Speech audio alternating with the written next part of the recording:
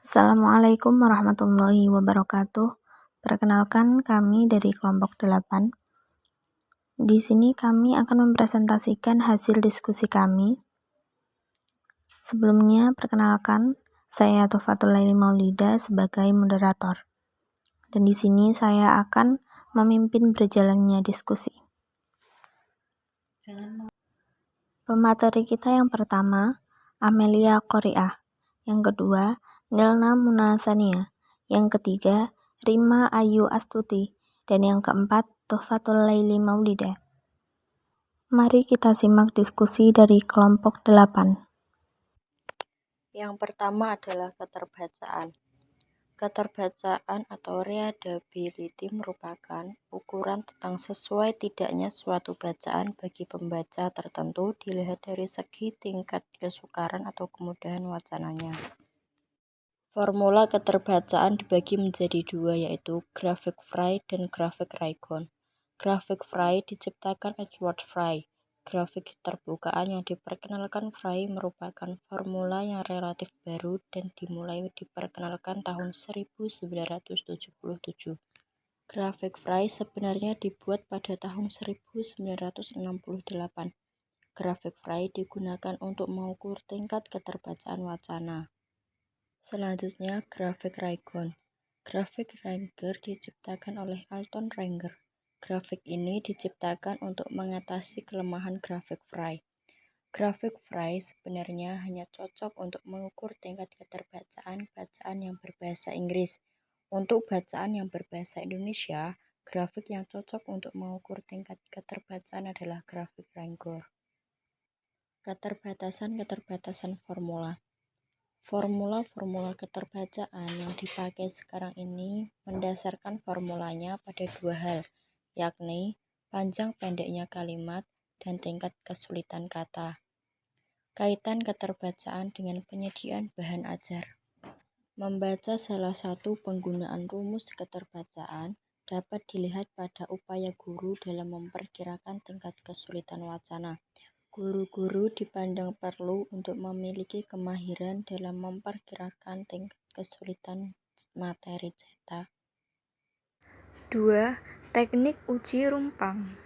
Teknik uji rumpang mula-mula diperkenalkan oleh Wilson dan Taylor pada tahun 1953 dengan nama closed procedure. Teknik ini diilhami oleh konsep dalam ilmu jiwa Gestalt yang dikenal dengan istilah closure. Konsep ini menjelaskan tentang kecenderungan manusia untuk menyempurnakan suatu pola yang tidak lengkap secara mental menjadi satu kesatuan yang utuh. Fungsi teknik uji rumpang. Pertama, teknik berfungsi sebagai alat ukur untuk mengukur tingkat keterbacaan wacana. Kedua, prosedur isian rumpang juga berfungsi sebagai alat pengajaran membaca. Kegunaan teknik uji rumpang. Yang pertama, menguji tingkat kesukaran dan kemudahan bahan bacaan. Kedua, mengklasifikasikan tingkat baca siswa atau pembaca, yakni tingkat independen, instruksional, atau frustasi. Yang ketiga, mengetahui kelayakan wacana sesuai dengan kegiatan belajar. Menurut Wilson Taylor, sebagai pengembang teknik ini mengusulkan sebuah prosedur yang baku untuk sebuah konstruksi wacana rumpang. Usulan itu meliputi hal-hal sebagai berikut. Yang pertama, memilih suatu wacana yang relatif sempurna. Yang kedua, melakukan atau pelepasan setiap kata ke N, memperhatikan arti dan fungsi kata yang dihilangkan atau dilepaskan tersebut. Yang ketiga, mengganti bagian-bagian yang dihilangkan tersebut dengan tanda-tanda tersebut, misalnya dengan tanda garis mendatar yang sama panjangnya. Yang keempat, memberi salinan dari semua bagian yang diproduksi kepada siswa atau peserta tes. Yang kelima, meningkatkan siswa untuk berusaha mengisi sesuai lesapan dengan jalan menunjukkan pertanyaan-pertanyaan terhadap wacana. Yang keenam, menyediakan waktu yang relatif cukup untuk member kesempatan kepada siswa untuk membaca. Yang ketujuh, John Haskell menyempurnakan konstruksi tersebut dengan variasi. Ketiga, kecepatan efektif membaca. Pengertian, kecepatan efektif membaca merupakan perpaduan dari rata-rata kecepatan membaca dengan kecepatan memahami isi bacaan.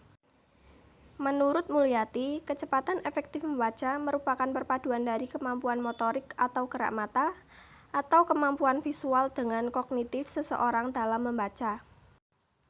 Cara mengukur kecepatan efektif membaca. Cara menghitung rata-rata kecepatan baca adalah dengan membagi jumlah kata yang dibaca dengan waktu tempuh baca.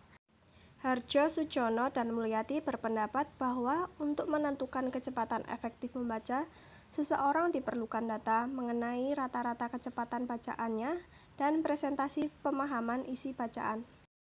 Terima kasih, sekian dari kelompok kami. Apabila ada kesalahan kata, mohon dimaafkan. Wassalamualaikum warahmatullahi wabarakatuh.